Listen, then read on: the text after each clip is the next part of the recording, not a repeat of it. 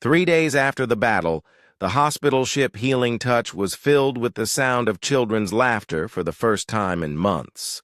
The 42 rescued kids were getting stronger every day, and their families had arrived from across human space to be reunited with them. Jake Morrison stood in the main medical bay, watching as parents hugged their children with tears streaming down their faces. Billy, the red-haired boy from New Texas Colony, was clinging to his mother like he would never let her go again. "I knew you would come find me, Mom," Billy said. "I knew you wouldn't give up." His mother, Carol, was crying too hard to speak. She just held her son and rocked him back and forth, the way she had when he was a baby. Dr. Rebecca Martinez was checking on each child personally, making sure they were healing properly from their ordeal. Most of the kids were doing better than expected. Human children, it turned out, were remarkably resilient when they knew they were loved and safe. "Dr. Martinez," called a voice from across the room. It was Lucy Peterson, the 5-year-old, who had held Jake's hand so tightly during the rescue. Rebecca hurried over to Lucy's bed. "What is it, sweetheart?" Lucy's face was sad. "Everyone else got their mommies and daddies back. Where are mine?" Rebecca's heart broke a little. Lucy's parents had been killed in the attack when the Zephyrians took her from their colony. She was the only child who had no family coming to get her. "Lucy, do you remember Captain Morrison, the man who carried you out of that scary place?" Lucy nodded. "He told me my mommy and daddy loved me." "They did love you very much," Rebecca said gently.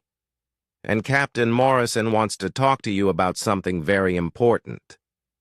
Jake had been dreading this conversation, but he knew it had to happen.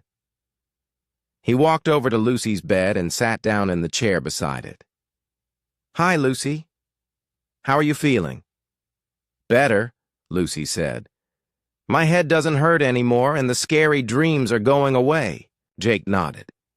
"I'm glad to hear that. Lucy, Dr. Martinez and I need to talk to you about what happens next." Lucy's eyes got wide. "Am I going back to the scary place?" "No," Jake said firmly. "You're never going back there. But Lucy, your mommy and daddy can't come to get you." Lucy's lips started to tremble. "Why not?" Jake chose his words very carefully. "Remember how I told you that some bad people hurt you? Well, those same bad people hurt your mommy and daddy too. They can't come back, but they will always love you, even though they're gone."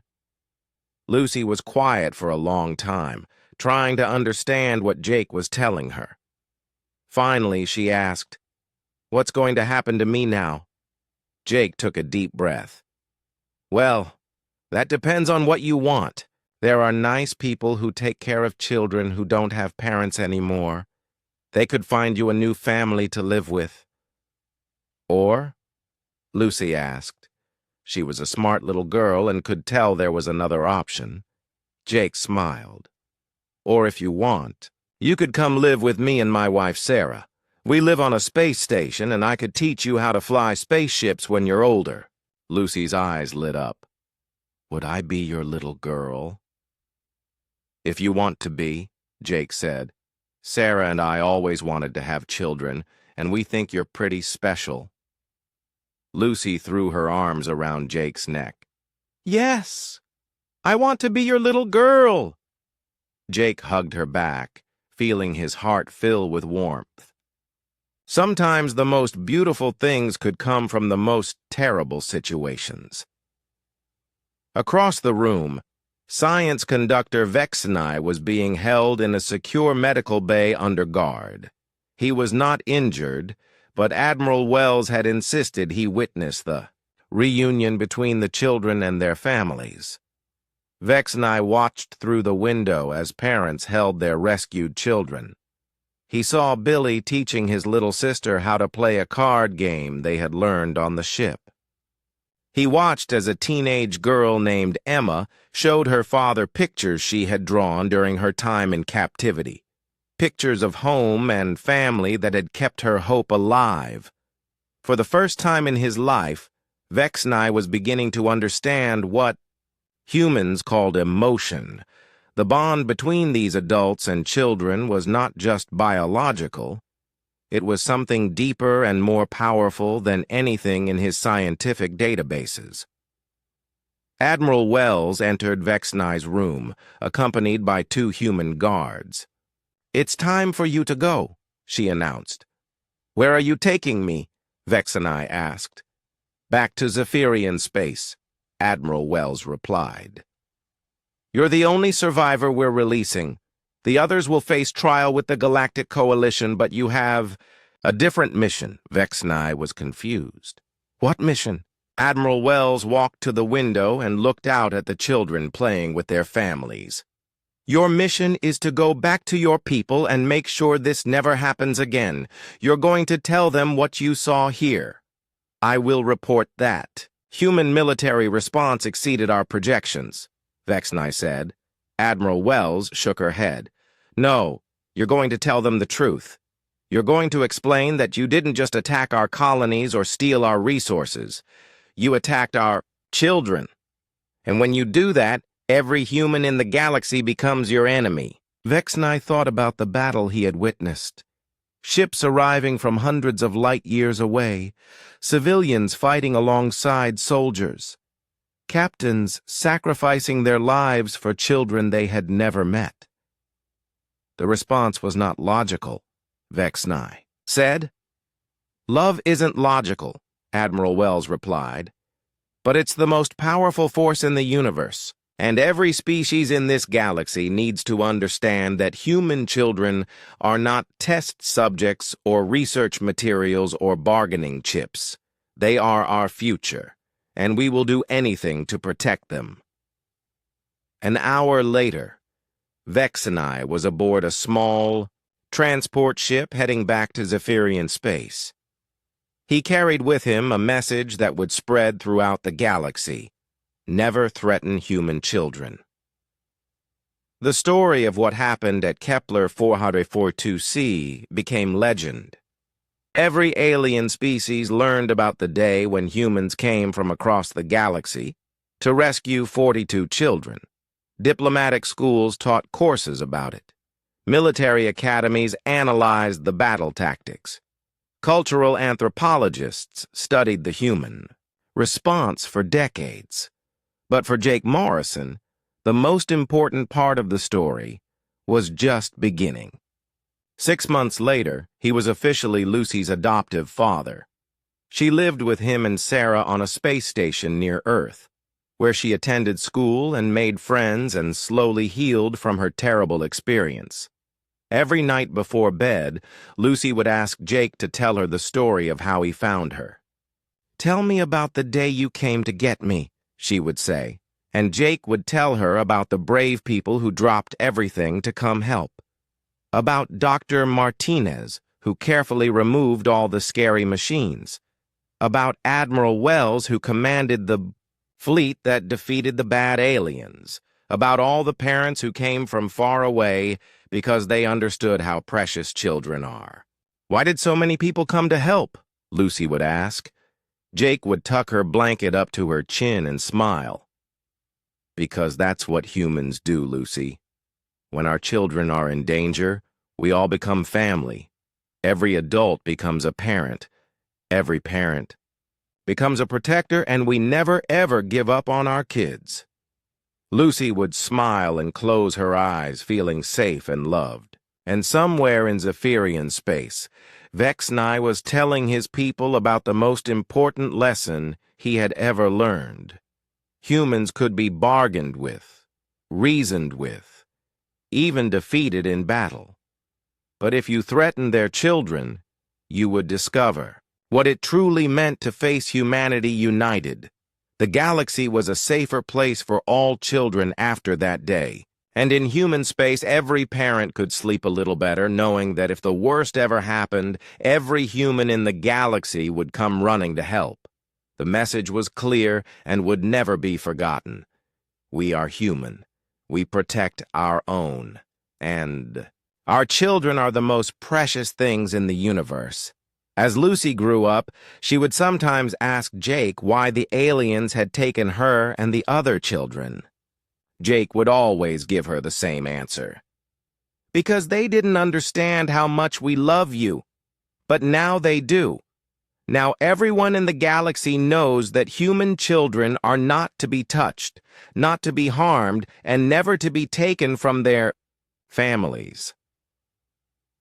Years later, when Lucy was old enough to understand the full story, she would realize that she had been at the center of one of the most important moments in galactic history. The day when every species learned that there was one line that must never be crossed. Touch our children and face the fury of every human who ever lived. It was a lesson the galaxy would never forget. War Commander Thex Val made his decision. He would not be intimidated by emotional humans, no matter how many ships they brought. His 12 Zephyrian warships had the most advanced weapons and shields in this part of the galaxy. These humans might have numbers, but the Zephyrians had superior technology. All human vessels, Thex Val announced. You have 10 minutes to leave this system or we will consider you hostile forces and respond accordingly. Down on the planet, Jake was helping Rebecca move the last few children out of the facility. They had managed to free all 42 kids, though many of them were weak and scared. The youngest was a little girl named Lucy Peterson, only 5 years old, who clung to Jake's hand and wouldn't let go. "It's okay, Lucy," Jake said gently. "We're going to take you home to your family." Lucy looked up at him with big brown eyes full of tears. "The scary alien said my mommy and daddy didn't want me anymore. They said that's why no one came to get me." Jake knelt down so he was at Lucy's eye level. "That's not true, sweetheart. Your mommy and daddy love you very much, and they've been looking for you every single day. We're here because so many people love you and want you to be safe." As Jake spoke to Lucy, Amy's voice came through his radio with urgency. "Captain, the Zephyrians are powering up their weapons. Admiral Wells says all human ships should prepare for battle." Jake looked around at the children who were sitting and lying on the ground around the facility. Some could walk, but others were too weak from months of experiments. They needed more time to get everyone to safety. "Amy, tell Admiral Wells that. We need at least 30 more minutes to get all the children to the transport ships." "I'll pass that along, Captain. But the Zephyrians aren't waiting. They're moving their ships into attack formation." High above the planet, Admiral Wells was coordinating with the other human commanders. She now had 87 ships under her command, ranging from powerful military vessels to civilian transports that had been converted into emergency medical ships. "All vessels, this is Admiral Wells," she announced. "Priority 1 is protecting those children. Priority 2 is making sure these aliens never hurt another human child again." Captain Ben Collins on the USS Defiance responded first. "Admiral, my ship is ready for battle. Just give the word." Commander Maria Santos checked in next. "Fighter Squadron 7 is standing by. We've got pilots here who have kids of their own back home." But it wasn't just the military personnel who were ready to fight. Captain Tony Foster, who normally carried trade goods between colonies, had loaded his merchant ship with volunteers. "Admiral, I've got 40 civilians aboard who want to help rescue those kids. None of us are soldiers, but we'll do whatever it takes." Dr. Simon Hayes had converted his research vessel into a mobile hospital. "I've got medical teams ready to treat the children as soon as they're brought up from the planet. And Admiral, my ship has defensive weapons too, if you need us to fight." Admiral Wells looked at her tactical display. The Zephyrian ships were definitely more advanced than most of what the humans had brought. In a normal military engagement, 12 Zephyrian warships might be able to defeat 87 human vessels. But this wasn't a normal military engagement. These humans weren't fighting for territory or resources or political power. They were fighting for children. The battle began when Thexval ordered his ships to fire on Dr. Hayes's medical vessel, which was moving closer to the planet to prepare for evacuating the rescued children. The moment the Zephyrian weapons hit the medical ship's shields, something changed in the human fleet. Every captain, every pilot, every crew member felt a surge of pure protective fury. "All ships engage the enemy," Admiral Wells commanded. What happened next violated every rule of space combat that the Zephyrians had studied. Human ships that should have retreated instead charged straight at the enemy. Civilian vessels that had no business in a battle rammed themselves into Zephyrian warships to bring down their shields. Captain Lisa Park was flying a simple cargo hauler that normally carried supplies between mining stations. When she saw the medical ship taking fire, she didn't hesitate. She pointed her ship directly at the nearest Zephyrian vessel and pushed her engines to maximum power. "This is for every kid who ever had a nightmare," she said into her radio as her cargo ship smashed into the Zephyrian warship's shield generator. The explosion destroyed both ships, but it also left the enemy vessel defenseless. Commander Ryan Mitchell led a boarding party from his destroyer onto the damaged Zephyrian ship. His Marines fought through the alien corridors with the intensity that terrified the Zephyrian defenders. These humans didn't fight like normal soldiers. They fought like parents defending their young. Thexval watched his tactical display with growing alarm. His ships were more advanced, but the humans were doing things that made no tactical sense. They were accepting losses that any reasonable military force would never accept. They were taking risks that violated every principle of space warfare. "All ships, fall back to defensive positions," Thexval ordered. But it was too late. The human fleet had surrounded the Zephyrian forces, and every human ship was firing at once. Captain Danny Rodriguez, flying a mining ship with improvised weapons, crashed his vessel into a Zephyrian cruiser's engine section. The alien ship lost power and began drifting helplessly. Admiral Wells coordinated the attack from her battle cruiser, but she was also fighting her own battle. Every time she thought about those children hooked up to machines, every time she imagined her own granddaughter in that situation, her anger grew stronger. "Focus fire on their command ship," she ordered. "I want to have a personal conversation with their war commander." The USS Thunder and 5 other human ships concentrated, their weapons on Thexval's flagship. The Zephyrian shields held for a few minutes, but then began to fail under the relentless assault. Down on the planet, Jake could hear the battle raging in space above them. Explosions lit up the sky like deadly fireworks. He was carrying Lucy, Peterson, toward the transport ship when she looked up and asked, "Are the good guys winning?" Jake looked down at the little girl who had been through so much horror.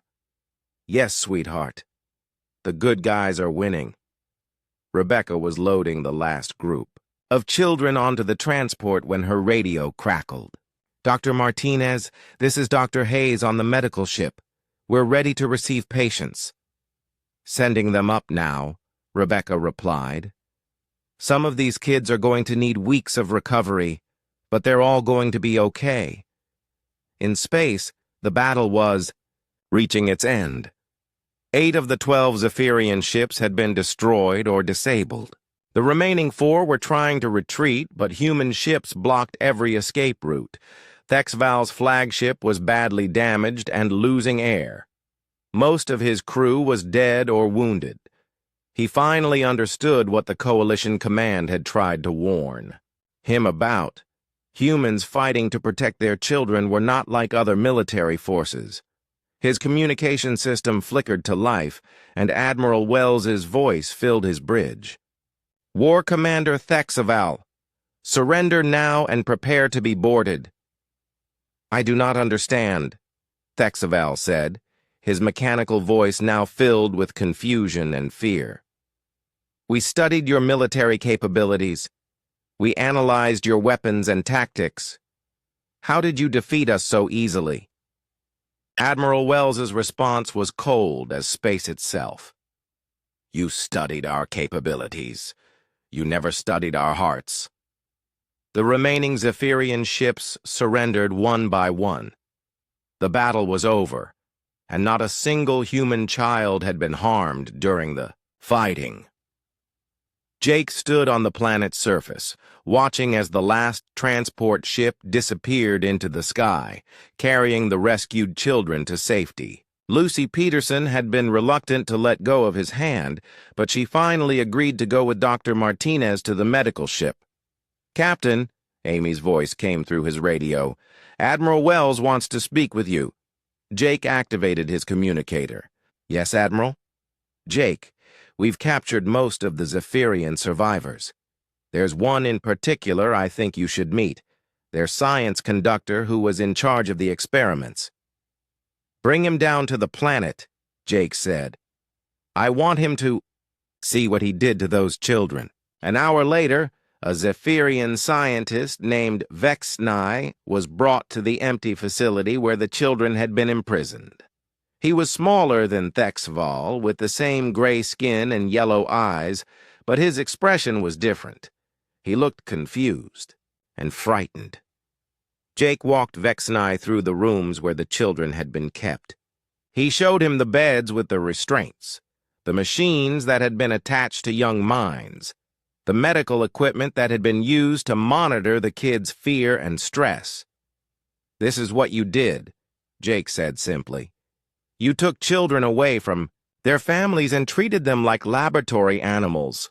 Vexnai looked around the facility with new eyes. For the first time, he was seeing it not as a research laboratory, but as a place where young beings had been held prisoner and subjected to frightening procedures. We did not understand, Vexnai said quietly. We studied your species' military strength, your technology, your political systems. We thought we knew what humans were capable of. Jake nodded. You studied our capabilities. You never studied what we would do to protect our children. Your response was unprecedented, Vexnai continued. Ships came from hundreds of light years away. Civilians fought alongside military personnel. Captains sacrificed their own lives to save others. This does. Amy Chen sat at her communication station aboard the USS Horizon, her fingers flying across the keyboard as she sent out the most important message of her life. Code Black was not something humans used lightly. It meant children were in immediate danger, and it overrode every other priority in human space. The message was simple but carried enormous weight. Code Black. Alien forces have abducted human children. Coordinates attached. All available ships respond immediately. This is not a drill. Within minutes, Amy started getting responses. The first came from Captain Ben Collins aboard the heavy cruiser USS Defiance, which was patrolling a trade route 3 systems away. Message received, Horizon. We are burning our engines hard to reach you. Estimated arrival time, 6 hours. Then came another message from Commander Maria Santos with Fighter Squadron 7. Copy that, Code Black. We're dropping everything and heading your way. But it wasn't just military ships that were responding. Amy watched in amazement as civilian vessels began checking in too. This is Captain Tony Foster on the merchant ship New Dawn. We're loaded with medical supplies and changing course to assist. Doctor. Simon Hayes here on the research vessel Healing Touch. We have full medical facilities and are coming as fast as we can. The messages kept coming. Transport ships, mining vessels, exploration craft, colony defense forces, everyone was dropping what they were doing and racing toward Kepler 442c. Meanwhile, down on the planet's surface, Jake and his team had managed to get inside the facility. Danny had disabled the door locks, and they were moving carefully through the halls full of imprisoned children. The first room they entered held 20 kids, all between 8 and 14 years old. They were awake now, and when they saw Jake and his team, hope filled their eyes. "Are you here to take us home?" asked a small boy with red hair and freckles. "Yes, we are," Rebecca said gently, kneeling beside his bed and starting to remove the wires from his head. "What's your name, sweetie?" "I'm Billy," the boy said. "I'm from New Texas Colony.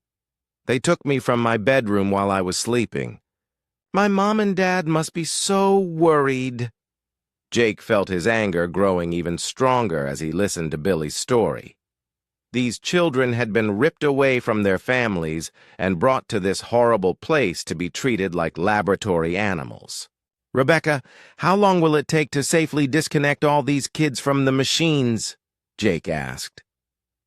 Rebecca was examining the medical equipment carefully. "These neural monitors are very advanced.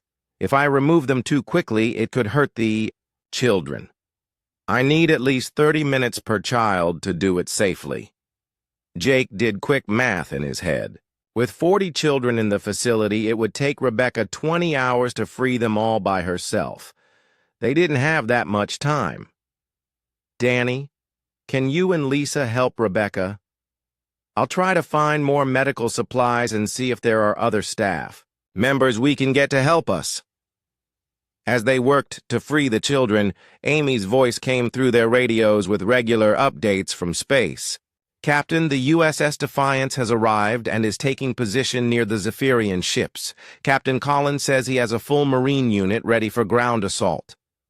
"Tell him to wait for my orders," Jake replied as he helped a scared little girl sit up in her bed. "We don't want to start shooting with children in the middle of everything."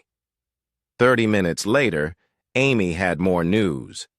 "Captain, you're not going to believe this. We now have 17 human ships in the system, and more are arriving every hour.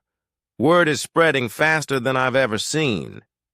Jake wasn't surprised. He knew how humans felt about their children. It didn't matter if you were military or civilian, rich or poor, from Earth or from the farthest colony.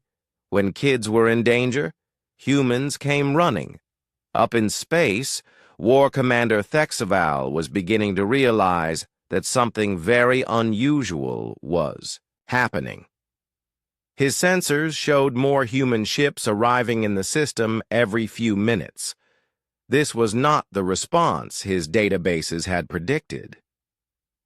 Thexaval contacted the Galactic Coalition headquarters to ask for advice. The Coalition was like the United Nations of space, where all the different alien species work together to keep peace. "This is War Commander Thexaval of the Zephyrian Empire," he said into his communication device. "We are conducting legal scientific research, but human forces are gathering in our research system. We request Coalition support for our lawful activities." The response he got was not what he expected.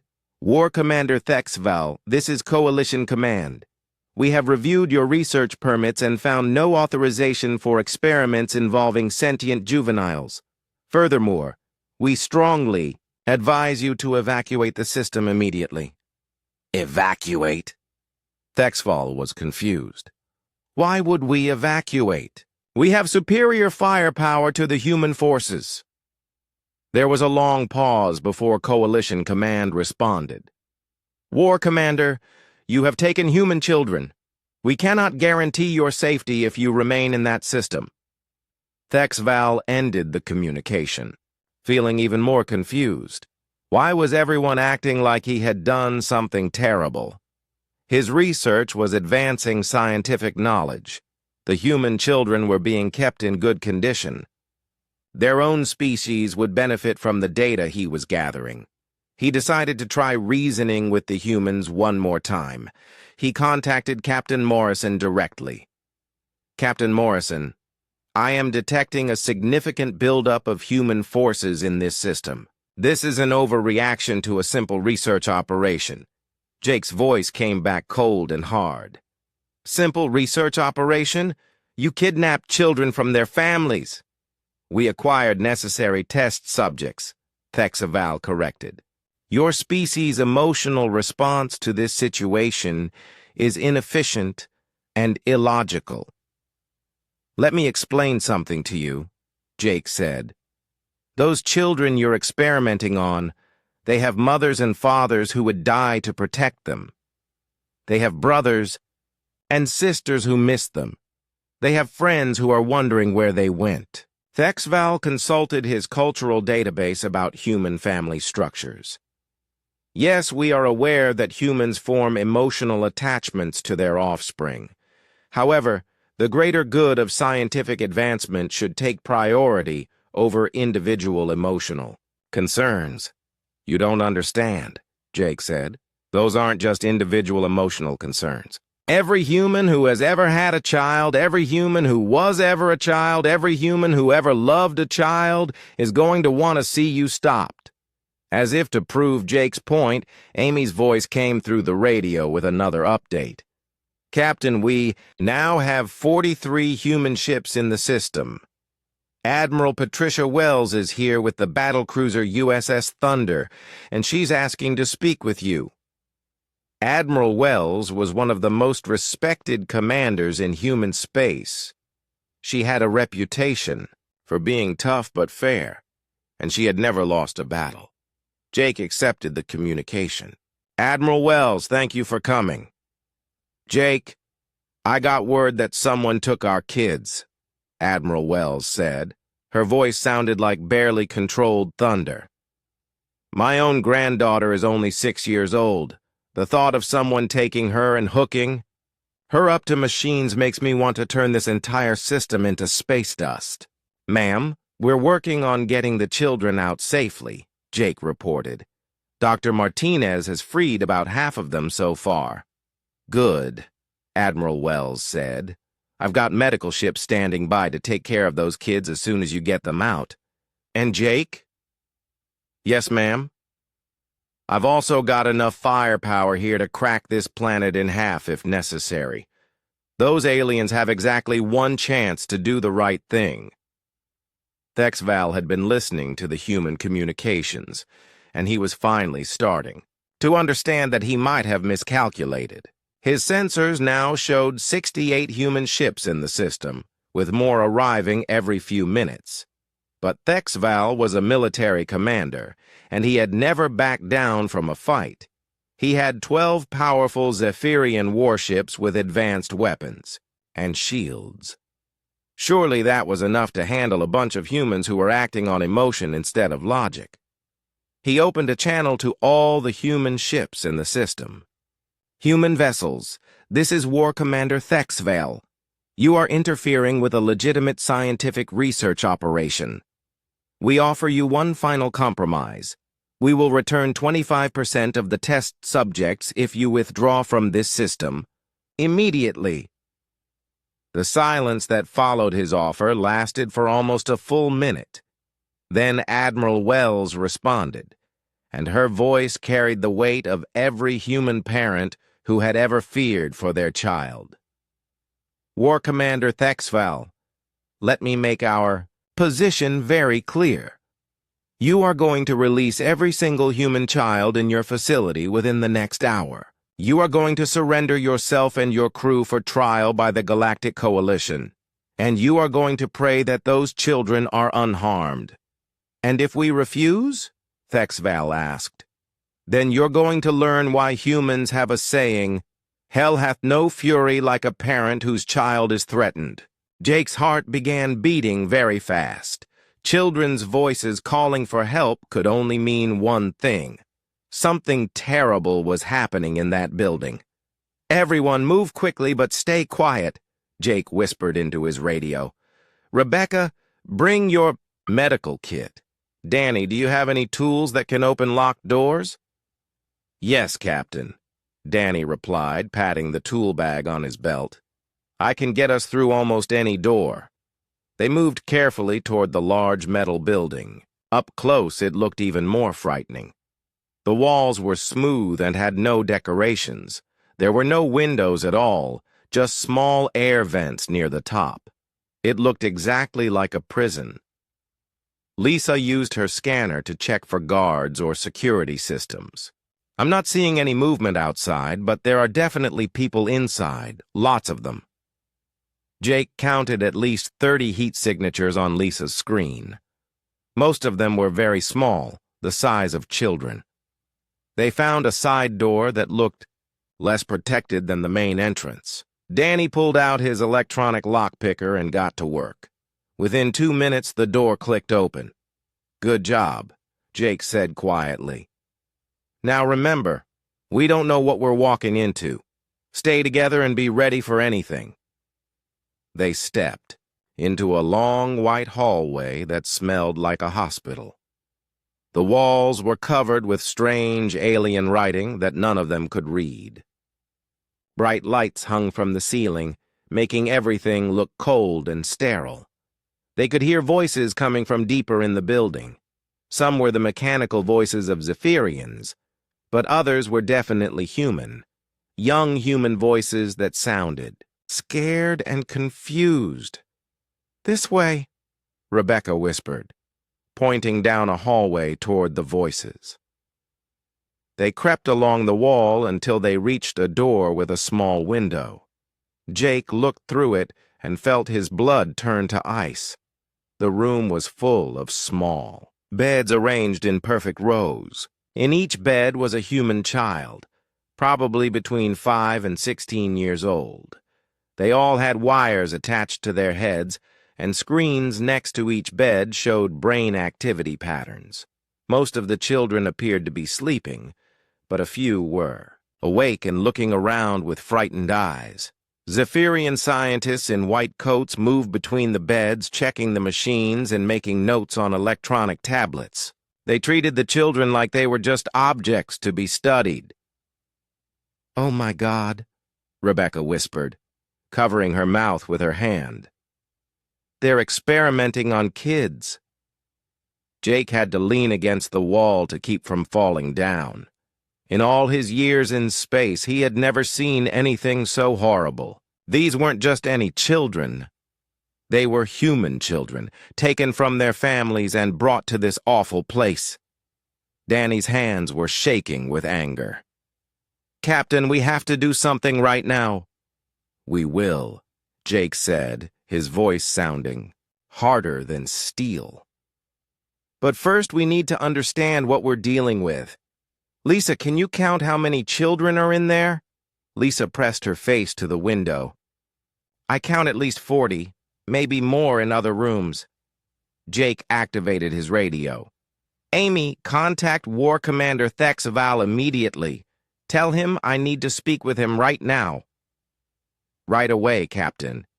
Amy's voice came back through the radio. While I thought they waited, Rebecca studied the medical equipment she could see through the window. "Those machines are monitoring brain activity.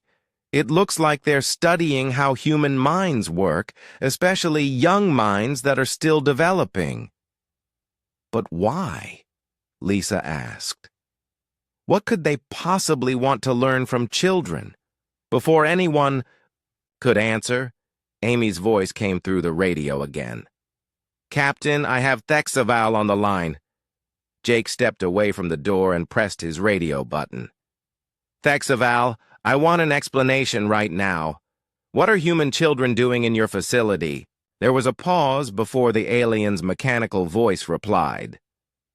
"Ah, Captain Morrison. I see you have discovered our research operation. There is no need for concern." "No need for concern." Jake's voice got louder, despite his efforts to stay quiet. "You have dozens of human children hooked up to machines. Where did they come from?" They were collected from various human colonies in this sector over the past several months, Thexval said, as if he was talking about gathering rocks instead of kidnapping children. We required subjects for our cognitive development studies. Jake felt like someone had punched him in the stomach. You mean you stole them from their families? We acquired necessary research materials, Thexval corrected. Human children possess remarkable neuroplasticity. Their brains adapt and learn at rates that far exceed our projections. This data is essential for improving our own species' development protocols. Rebecca grabbed Jake's arm. Captain, some of these children have been here for months based on their medical readings. They've been separated from their parents all this time. Jake pressed the radio button so hard he thought he might break it. Thexval, those are not research materials. Those are children with families who love them and are probably going crazy with worry right now. Your emotional attachment to offspring is noted in our cultural files, Thexval said. However, the scientific value of this research outweighs such concerns. We are learning invaluable information about cognitive enhancement. You're torturing kids, Danny shouted. We are conducting necessary scientific research, Thexval replied calmly. The subjects are kept in adequate condition and feel no significant discomfort. Jake looked back through the window at a little girl who couldn't have been more than 7 years old. She was awake and looking around with big, scared eyes. She reminded him of his own niece back on Earth. Thexval, I'm giving you one chance to do the right thing, Jake said. Release all of these children immediately and return them to their families. That is not possible, the alien replied. Our research is at a critical stage. However, we are reasonable beings. We propose a compromise. Jake waited, though every part of him wanted to smash down the door and start grabbing children. We will return half of the subjects to you, Thexval continued. In exchange, you will allow us to complete our research with the remaining specimens. As additional compensation, we will share valuable technological data with your species. The silence that followed was so complete that Jake could hear his own heartbeat. Rebecca, Lisa, and Danny were all staring at him, waiting to see what he would say. Jake had been a diplomat for many years. He knew how to negotiate and find peaceful solutions to problems.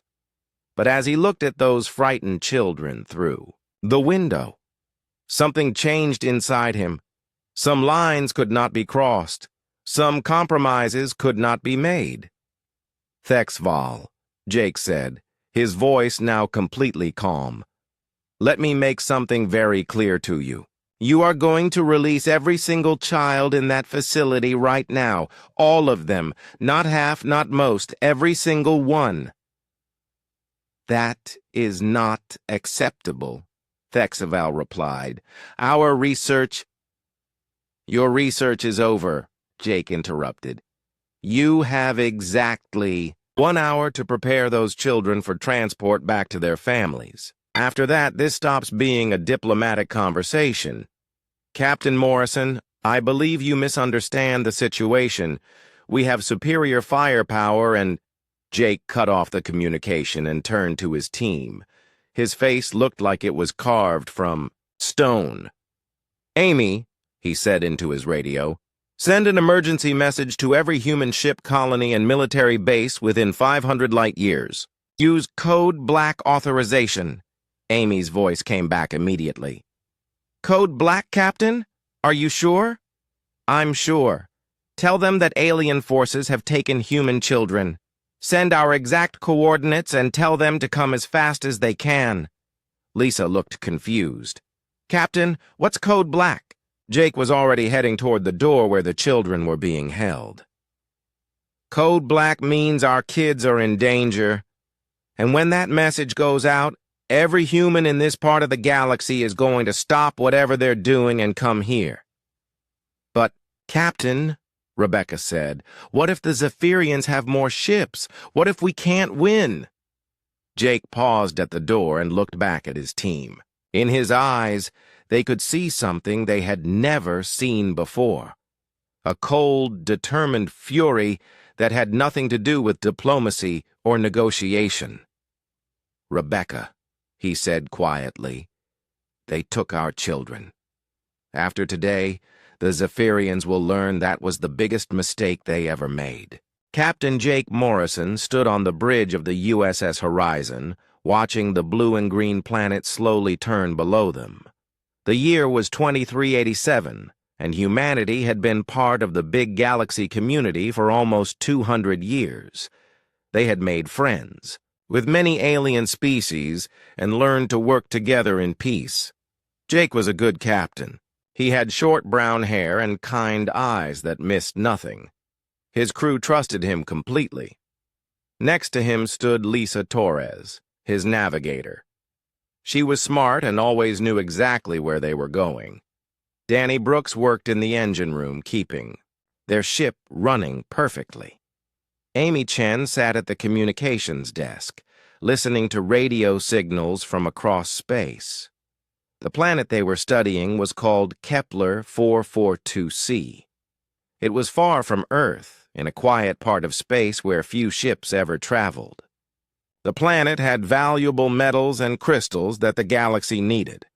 Jake's job was to make maps and count resources, then report back to Earth. "Captain, I'm getting some strange readings from the planet's surface," Lisa said, looking at her computer screen with a frown. Jake walked over to look. The screen showed heat patterns from the planet below. Most of the surface was cold, but there were several warm spots that looked like buildings or machines. "That's odd," Jake said. "The report said this planet was empty. No cities, no people living here." Danny's voice came through the speaker from the engine room. "Captain, I'm picking up energy signatures down there. Someone is definitely using power on that planet." Before Jake could respond, Amy turned around in her chair. Her face looked worried. "Captain, we're getting a message from another ship. They say they're from something called the Zephyrian Empire." Jake had heard that name before. The Zephyrians were known across the galaxy as a very organized and powerful military race. They were smart and had good technology, but they were also cold and cared only about being efficient. They thought emotions were a waste of time. "Put them on screen, Amy," Jake ordered. The main screen flickered, and suddenly they were looking at an alien face. The creature had gray skin that looked like metal and bright yellow eyes that seemed to glow. Its head was longer than a human head, and it had no hair at all. "I am War Commander Thexval of the Zephyrian Empire," the alien said. Its voice sounded like a machine talking. "You are in a system we are currently using for resource collection." Jake stepped forward. "I'm Captain Morrison of the human vessel USS Horizon. We're here on a peaceful mission to study this planet. We had no idea anyone else was here." Thexval's yellow eyes studied Jake for a moment. "Humans, we have read about your species. You are known for being adaptable and creative.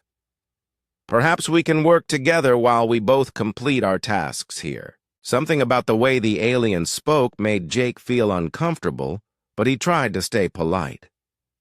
"What kind of resources are you collecting, if you don't mind me asking?" "Various materials needed for our research projects," Thexval replied. "Nothing that should interfere with your mineral surveys." Jake decided it would be best to be friendly.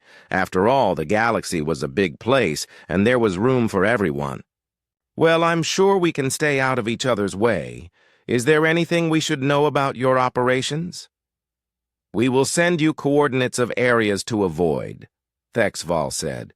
"Your cooperation is appreciated." The screen went dark, and Jake was left staring at his reflection. Something felt wrong, but he couldn't put his finger on what it was.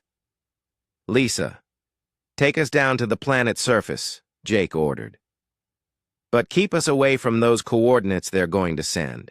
Danny, make sure our engines are ready for a quick takeoff if we need it. Why, Captain? Lisa asked. Do you think there might be trouble? Jake shook his head. I don't know. Maybe I'm being too careful, but something about that conversation didn't feel right. 2 hours later, they landed on the planet in a small valley far from the Zephyrian operations. The air was breathable and the gravity felt almost like Earth. Jake put together a small team to explore.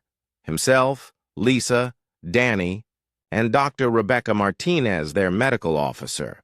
Rebecca was a kind woman who cared deeply about helping others. She had joined the crew because she wanted to see new worlds and help people who lived far from Earth's hospitals.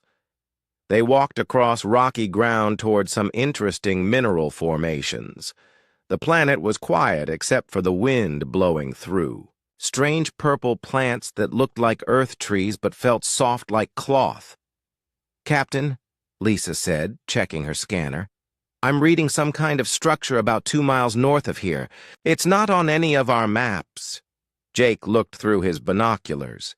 In the distance, he could see what looked like a large metal building with no windows. It was definitely not natural.